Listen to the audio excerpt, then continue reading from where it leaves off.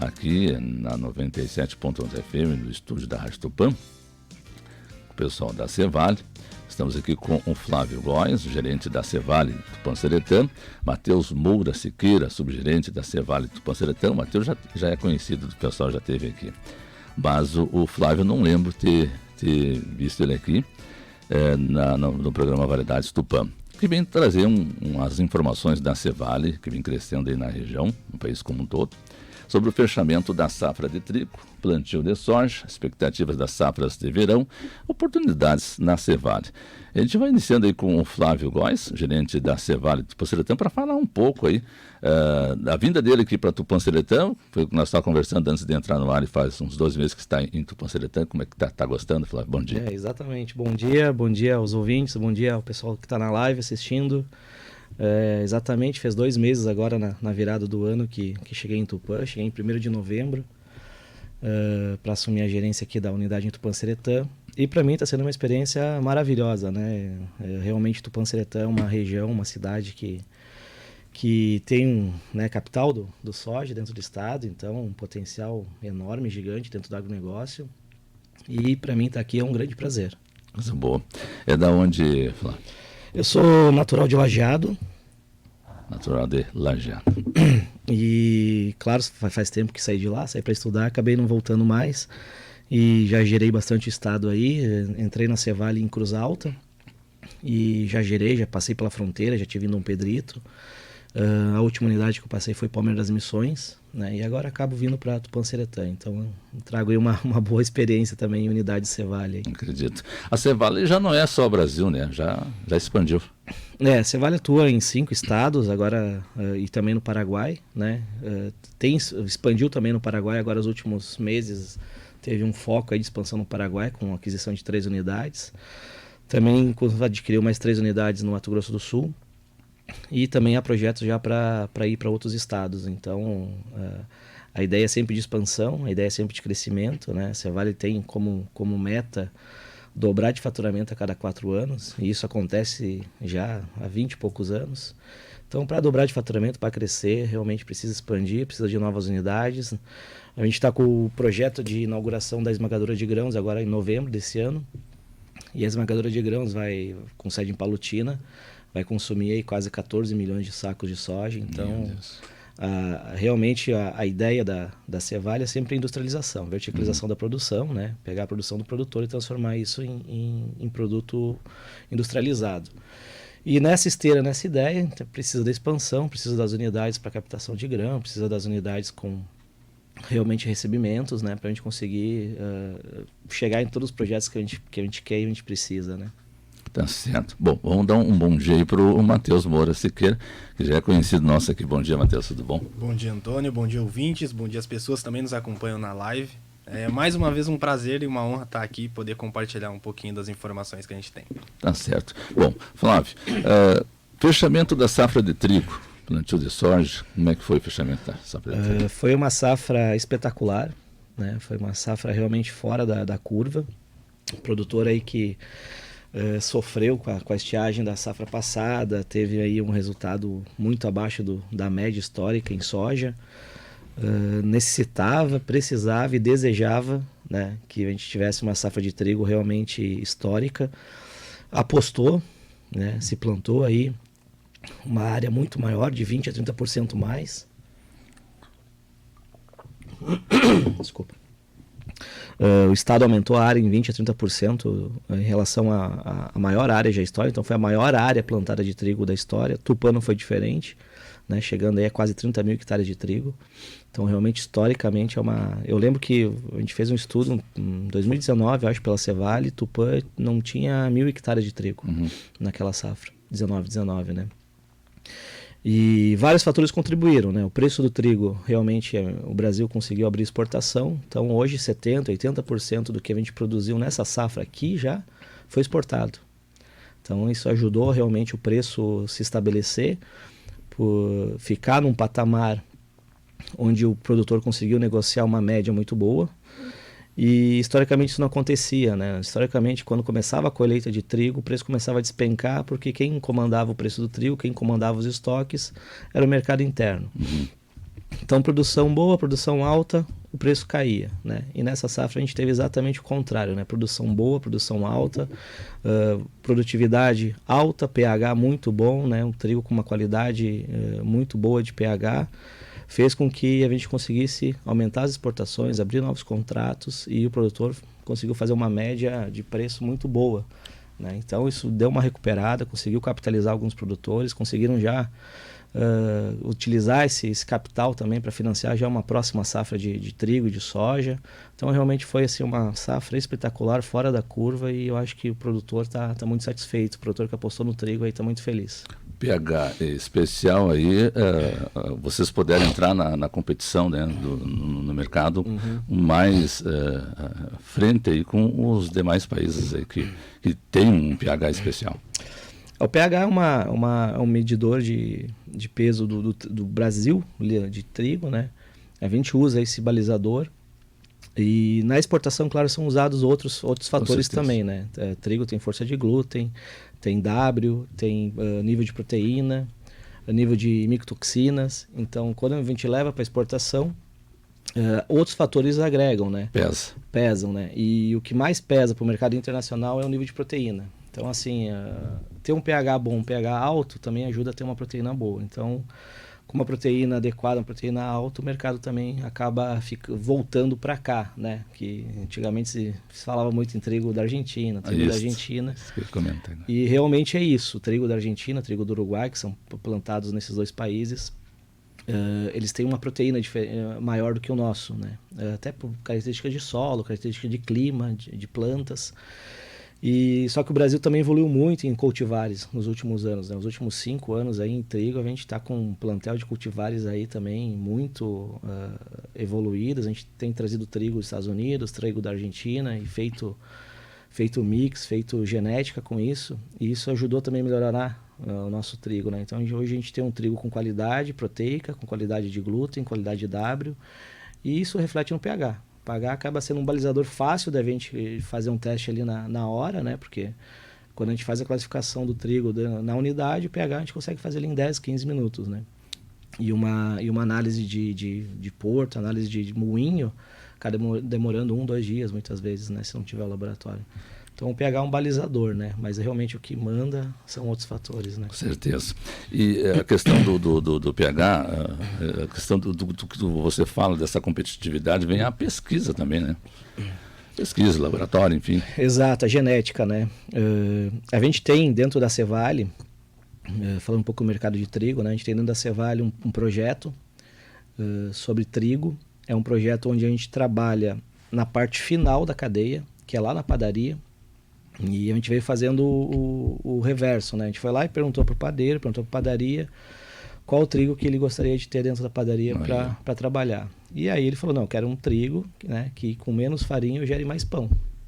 Esse é o resultado que eu quero aqui dentro da padaria. Então tá, a gente trabalhou o reverso, veio e falou com o moinho. Moinho, se a gente tiver um trigo que for melhor para fazer pão, um trigo melhorador, onde você vai também ter um produto final melhor para padaria e tal, vai melhorar também o seu produto final para o consumidor. A gente consegue trabalhar uma linha específica? Conseguimos. Então vem e a gente daí entrou junto com a corretora que a gente trabalha suporte, junto com a Tebil, né, que é a genética aqui de Passo Fundo, e desenvolveu um trigo melhorador. Né? Um trigo melhorador onde ele tem a capacidade de produzir mais pão com menos farinha, né? E isso a gente trabalha junto aos produtores. Então a gente veio lá da padaria até o produtor, trouxe esse projeto. A gente tem um projeto onde a gente paga um diferencial nesse trigo, paga um preço a mais, até pela qualidade dele, e ele é um trigo melhorador. Então o produtor trabalha junto com a gente acompanha, tem consultoria agronômica para fazer essa lavoura. É um trigo também com uma produtividade maior, produtividade bem maior, mais resistente e tal. E realmente ele entrega um produto lá no final para a padaria também, para o consumidor final, um produto melhor. Então a gente tem esse projeto aí de melhoria. Há outras coisas vindo no mercado também, com essa onda de safra de trigo também. O produtor gaúcho apostando mais numa segunda cultura. Eu acho que isso é importantíssimo para a economia do estado. Não só para o produtor, mas o estado como um todo ganha com isso também, porque acaba produzindo o ano todo, né? Agora a gente já vê trigo também específico para etanol, A gente tem trigo também específico para branqueador, né? Então, cada cadeia, cada empresa, cada moinho já vem trabalhando aí num segmento também para também difundir melhor essa segunda cultura. Eu acho que cada um fazendo um pouquinho, fazendo uma parte, indo para um caminho, né? A gente vai conseguir unir forças aí, com certeza, essa safra que a gente teve de trigo aí, a gente vai fazer muitas outras, né? Muitas outras. Muito bem. Em números, o que foi? Bom, pelo que você nos fala, Flávio, foi excelente. Em números, toneladas, enfim, o que deu na safra de trigo nesse ano que passou aí? Não, foi recordes, né? Assim, Tupã-Siretã, falando em Tupã, a gente fala de área quase 30 mil hectares, então milhares de porcentos a mais, né? A gente tinha um objetivo de meta e a gente acabou ultrapassando esse objetivo em 300%. Então, realmente foi... Né, a gente tinha uma expectativa alta já para Tupã e realmente no decorrer da safra as produções foram altas, os pHs também ajudaram nos pesos, então foi realmente os resultados foram muito bons. A nível de estado, né, a gente teve em torno aí de 30%, 40% mais de produção. E conseguiu atender alguns moinhos ainda durante a safra, mas 70%, 80% já foi exportado. Então hoje provavelmente o nosso estoque interno ainda é baixo, né? O Rio Grande do Sul aí consome em torno de 14 milhões de toneladas de trigo e a produção foi em torno de 25, acho que foi isso, né? E a gente não tem hoje 14 sobrando, né? Então com certeza no decorrer do ano aí, quem tiver trigo guardado ainda vai ter boas oportunidades de negócio, né? Excelente. Flávio Góes, gerente Cevale Tupã-Siretã, trazendo um pouco aí do fechamento da safra de trigo, que foi excelente. Bom, Matheus Moura Siqueira, subgerente Cevale Tupã-Siretã, fala um pouco desse fechamento da safra. O Flávio praticamente já deu uma pincelada geral aí, mas acredito que você tem mais a tecer desse momento aí. Muito nesse sentido do que o Flávio trouxe, né? Foi uma safra recorde, foi uma safra muito diferente do que a gente vinha vendo, né? No decorrer dos anos.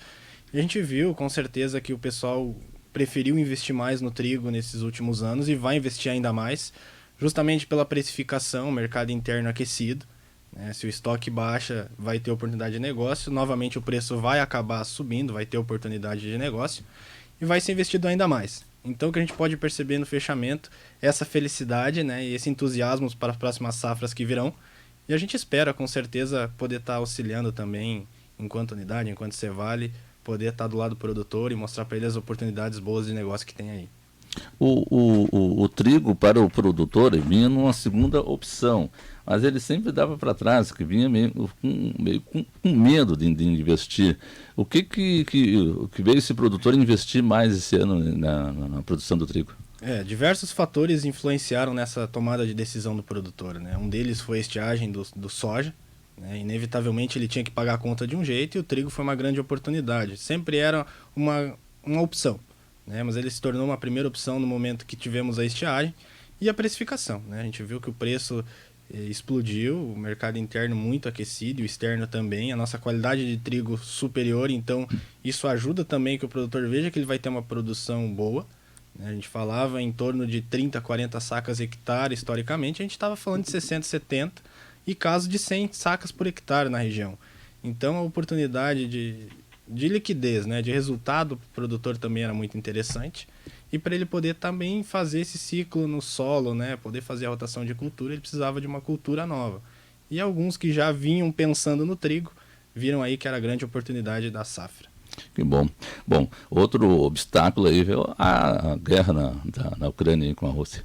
Essa guerra ela se estende, né, já passamos de 11 meses da guerra e não temos previsão ainda de término, isso impacta fortemente no mercado.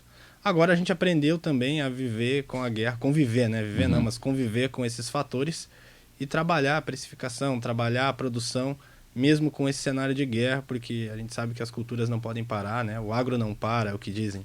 Então as pessoas aprenderam a conviver e o mercado também foi modelando e se adaptando em cima desse cenário atual que a gente vive. Buscar soluções aqui mesmo, e a Cevale trabalhando nisso aí. A Cevale, por estar em praticamente os 5 estados do Brasil e Paraguai e expandindo, ela está sempre olhando o mercado, sempre se modelando e modelando o mercado também, né? Uma empresa do porte da Cevale hoje também ajuda a modelar o mercado. realmente. Bom, Flávio Góes, Matheus Moro, querem falar mais sobre o fechamento da safra de trigo, senão a gente vai para o intervalo. Não, eu acho que é interessante a gente destacar que a gente já está com produtos aí, insumos também já para a safra 23-23. A gente também já tem oportunidade de contratos futuros para a safra 23 de trigo, né? Aproveitando que a gente teve essa safra, esse boom aí, e na expectativa do produtor repetir no ano que vem, né? Então a gente já está aberto aí com negociações e planejamentos para a safra 23-23. Tudo bem, Matheus, mais alguma coisa do trigo? Bom, muito bem. Bom, a gente vai um intervalinho, a gente perde um time na programação. A gente está falando com o Flávio Góes, gerente Cevale Tupã Seretão, e o Matheus Moura Siqueira, subgerente, trazendo um pouco do fechamento da safra de trigo, que foi excelente, segundo aí o Matheus e o Flávio. Com o Flávio Góes, gerente da Cevale Tupã Seretão, e o Matheus Moura Siqueira, subgerente da Cevale Tupã Seretão, eles falaram um pouco do fechamento da safra de trigo, enfim, as expectativas futuras no plantio do trigo, as facilidades assim, para o seu produtor e a excelente safra que foi. E agora a gente vai conversar um pouco sobre a questão do plantio da soja. Começamos aí com o Flávio e as expectativas da safra futura de verão aí, Sérgio. Bom, o que a gente vê durante o plantio, assim, é muito importante, né, para quem está ouvindo aí, assistindo, que a gente tem as cultivares de soja, cada cultivar tem um ciclo de estágio, né? E é muito importante, né? E 50%, a gente fala até em 50% da produtividade da soja, ela é determinada na hora do plantio. Implantar no período certo, na janela certa, e ela no máximo em até 48 horas já germinar, né? Então esse período de estiagem de novembro, dezembro, faz com que a gente fique muito preocupado em relação ao final do ciclo. Porque se a gente já começa atrasado, já começa com uma soja que não germinou em 48 horas, demorou 3, 4 dias para germinar, algumas nem germinaram, não teve umidade para germinar, soja plantada fora de ciclo, fora do período correto de plantio, isso tudo a gente já sabe e tem mapeado que vai atrapalhar a produtividade lá na frente, né? O outro ponto, a gente está agora é período vegetativo da soja, algumas que foram plantadas bem cedo, talvez em outubro ali, início de novembro, podem estar em período já de florescimento, né, reprodutivo. Então é importante que a partir de agora as chuvas se estabilizem, a gente tenha um período mais regular de chuvas, né, para que realmente no período de florescimento a gente consiga manter a produção desse soja, né.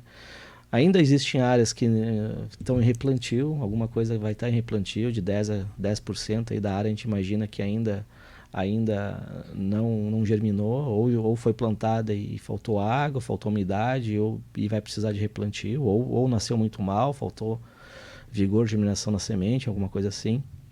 Então a gente prevê uma quebra já de final de safra, a gente já tem essa expectativa que a gente vai ver uma quebra. Difícil mensurar ainda o tamanho dela, porque a gente precisa passar pelo florescimento, né? Mas pelo que a gente viu no plantio muitos espaçados, a gente vai ter uma safra aí muito parecida com a desse ano em questão de colheita também. A gente vai começar a colheita ali por final de fevereiro, início de março, algumas lavouras, e vai se estender até a entrada de maio. Uhum. Né? Porque realmente o período de plantio foi muito espaçado, né? As chuvas foram muito localizadas, foram chuvas manchadas, e aí o produtor estava na expectativa, plantou, achou que ia vir chover, daqui a pouco não choveu, não deu umidade, aí vai esperar a próxima chuva, isso vai atrasando e vai reduzindo a produtividade já na hora na arrancada da safra já, né? Essa estiagem desse ano está melhor do que do ano passado ou está igual?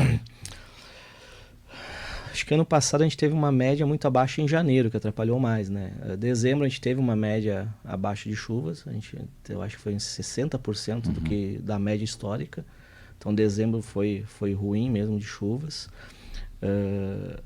O que atrapalhou mais ano passado, assim, eu não estava aqui na região, estava em outra região, mas também uma região de ciclos curtos de sojas, foi realmente as temperaturas altas de janeiro, né? A gente comentava até aqui, temperaturas de 40 graus é para judiar. Quando chega nesse nível de temperaturas por 1, 2, 3 dias, isso tem um impacto gigante na produtividade da É o soja. que está acontecendo agora, né? É, o que aconteceu agora final de semana, domingo, mas por sorte a gente chegou nessa temperatura durante o dia, mas à noite já choveu.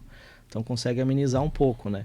Mas se a gente tivesse, por exemplo, domingo 40 graus, na segunda 40 graus, hoje mais 40 graus, nossa, isso realmente ia impactar muito na produtividade, né? Qual é a parte principal digamos que não tem essa estiagem, né? essa falta de água? Qual é o momento que preocupa mais o produtor? É os dois momentos principais. A hora do plantio, você plantar no período correto e ter uma germinação em 24 horas no máximo, aí até 48 é o esticado já, né? E na hora da floração, né? Quando realmente a planta colocar as flores, né? Que vai gerar as vases, vai gerar o grão.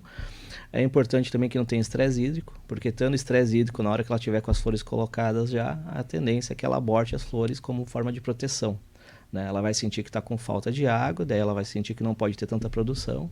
Isso gera um estresse e faz ela abortar flores. Abortando flores, a produtividade já está determinada, porque é da flor que vem a vagem e da vagem que vem o grão. Então, ali a gente já está sabendo que a produtividade vai ficar... Então, na floração é muito importante. Como eu falei, o plantio a gente teve um atraso, teve alguns conseguiram fazer na média, então na média vai ter uma quebra, mas agora na floração realmente vai ser o período assim crítico, onde realmente a gente vai saber o tamanho dessas quebras de produtividade. Muito bem. Matheus, sobre a parte do plantio de soja. A gente vem falando bastante, a gente já encerrou praticamente o plantio, né? Existem alguns produtores que ainda não finalizaram justamente por essa expectativa de chuva e que determinando essa chuva, olhando as previsões, acreditamos que nas próximas 2 semanas aí se encerre de definitivo o plantio do soja, né? Estamos aí com praticamente 99% plantado. Então é realmente acompanhar e estar perto nesse mês de janeiro. A gente espera que normalize, torce para que normalize as chuvas no mês de janeiro, visto que a gente fala que o Laninha está se encerrando. A gente está entrando no mês de neutralidade já, né? A temperatura do mar ela acaba ficando na neutralidade, então é normal que as coisas comecem também a normalizar. É natural que elas comecem a normalizar, visto que as chuvas são muito importantes nesse período. Bem como o Flávio falou, a gente sabe que no período de floração, de florescimento do grão, da soja, é muito importante a chuva para ela não passar pelo estresse hídrico e acabar impactando definitivamente na produção. Ainda a gente espera essa melhora assim.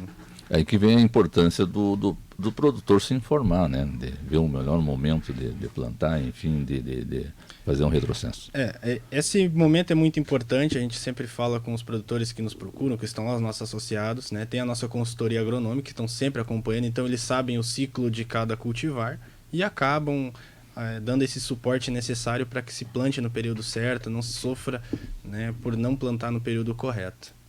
Muito bem, nós estamos falando com o Flávio, com o Matheus, já falamos sobre o fechamento da safra, agora o plantio da soja, enfim, suas expectativas futuras. Oportunidades na Cevale, Flávio? Bom, oportunidades na Cevale, a gente está se aproximando de uma safra, então agora realmente o foco de contratação vai ser na parte operacional. A gente tem algumas vagas efetivas para assistentes operacionais e com certeza daqui a uns 30, 40 dias a gente deve já abrir também as contratações para temporários, né? Então, quem quiser já se cadastrar, mandar currículo, a gente deve ter já no site aberto a vaga de assistente operacional. Pode enviar, a gente vai ter, eu acho que 2 ou 3 vagas para assistente operacional efetivas, né? E depois para safra. Então, se mandar agora, a gente já vai também guardando os currículos também, já vai para um momento posterior, já para momento de safra também. Muito bem.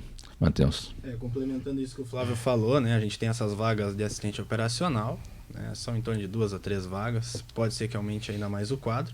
É bom frisar que a gente tem vagas aqui em Tupã e também tem vagas no Jari. É muito importante, a gente sabe que a gente escuta, toda a região escuta a rádio, então é muito importante a gente também divulgar que no Jari a gente tem oportunidades para vagas efetivas e também para temporários. Como é que o pessoal faz para fechar essas vagas aí? Tem algumas opções, né? A primeira delas, a mais importante, a gente sempre orienta, é cadastrar no site da Cevale, na aba Trabalhe Conosco, fazer seu cadastro, cadastrar lá o currículo. E também pode levar assim o currículo lá na unidade, nos procurar, que a gente vai estar recebendo também. Muito bem. Planos futuros, projetos futuros da Cevale para o Tupã-Seretã, Flávio? A gente tem um projeto já não é segredo e eu acho que a maioria do município, né, a população já está ciente. A gente tem um projeto de fazer uma loja, né, agropecuária no terreno que a gente adquiriu da Multirural há alguns anos. Então, o projeto é a gente fazer uma loja com escritório para peças, máquinas, né? A gente já trabalha hoje, a gente começou uns 4, 5 meses aqui em Tupã a trabalhar com peças e acessórios. Uma forma muito tímida ainda, né? Mas a gente já iniciou esse projeto, a gente tem vendedor interno, tem assistência técnica. A ideia é já nesse mês começar também a trabalhar com venda de máquinas, né? Pulverizadores, plantadeiras, máquinas em geral aí para a lavoura. E aí também começar já o projeto de construção de uma loja, um espaço maior, mais amplo, né? Hoje o escritório que a gente se encontra é um escritório administrativo, né? Não tem espaço para loja.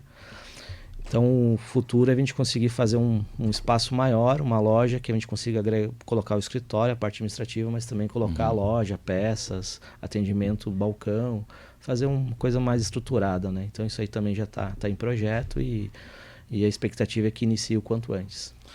Muito bem. Matheus. É muito nesse intuito também, a gente sabe, como o Flávio falou, que não é segredo da nossa loja agropecuária, a gente já começou, né? Já em outra oportunidade já falei isso aqui. Temos grandes oportunidades já lá dentro, né? Se as pessoas quiserem conhecer nosso catálogo, já está lá, já temos produtos dentro da nossa loja, né? Inclusive estamos numa campanha de pneus, de óleos e filtros. Então é bem bacana que possa divulgar isso também na comunidade, saber que a gente está aí, tem um preço muito bom, muito atrativo, então é interessante sim poder estar acompanhando. Verdade. Bom, falamos com Flávio Góes, Matheus Moura Siqueira, subgerente da Cevale, e o Flávio, gerente da Cevale, que nos passou todas essas informações aí de como está a Cevale hoje aqui em Tupanciretã, em região, enfim, fora do país. Flávio, aqui nós temos um sistema de passar a palavra para o entrevistado, né, se queira algo salientar sobre esse momento que nós estamos conversando aqui. Agradecer a oportunidade, né? Agradecer aos produtores associados da Cevale na região, Tupã, Jari, pelo empenho e trabalho, né? A Cevale é uma cooperativa, então sem o trabalho, sem a força do associado, a gente não existiria, né? Então é nesse intuito de agradecer a equipe, né, os funcionários que a gente tem aqui em Tupã também pelo engajamento, dedicação. Esse trabalho que vem sendo feito aqui na cidade também é muito do empenho deles, né? A gente não faz nada sozinho. E agradecer à rádio pela oportunidade de poder falar para a população em geral, né, mostrar um pouco mais da Cevale, falar um pouco mais do que a gente vem fazendo, dos resultados que a gente vem conquistando. Então, realmente é isso. Muito obrigado pela oportunidade e um bom dia para todos. Seja bem-vindo a Tupanciretã. Muito obrigado. Matheus. Reforço, né, esse agradecimento aos produtores associados, aos nossos colaboradores que estão lá. Muito bem lembrado que a gente não faz nada sozinho, né? O resultado é um só, mas nós somos um coletivo e agradecer, eu acho que é o primeiro passo, né? Reconhecimento e agradecimento. Agradecer a oportunidade de estar aqui, né, mais uma vez, compartilhando e trazendo informações que acreditamos serem muito importantes para a comunidade e a região. E desejar a todos, né, um feliz 2023 e que possamos juntos em 2023 continuar despertando nas pessoas um mundo mais próspero. E assim seja. Matheus e Flávio, sucesso, bom trabalho para vocês aqui em Tupanciretã, na Cevale. Tivemos aí a presença então do Flávio Góes, gerente da Cevale aqui de Tupanciretã, e Matheus Moura Siqueira, subgerente, que trouxeram aí essas informações da Cevale aqui de Tupanciretã, região e do país como um todo e fora dele. A gente vai um rápido intervalo, já retorne com mais informações para você que sintoniza a 97.1 do FM.